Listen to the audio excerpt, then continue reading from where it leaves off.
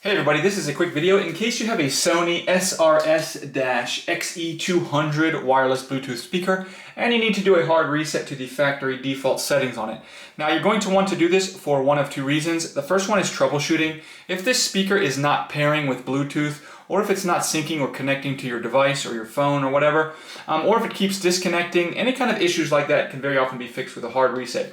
Now you're going to need to set it up again because everything will be wiped off of it, and that's the second reason you might want to do this. If you are, just for whatever reason you want to delete all the pairing history and get this back to the way it was when it came out of the box, so you can go ahead and set it up like a new speaker. We can do this really easily.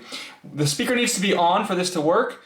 So make sure it's turned on, and then with it on, we're going to come and we're going to find the volume down button and the Bluetooth pairing button. We're going to press and hold both of those buttons simultaneously for at least 5 seconds. And when the reset is done or the initialization is done, the speaker will go ahead and turn off and you can release these buttons. From there, you can just go ahead and turn it on and set it up like a new speaker.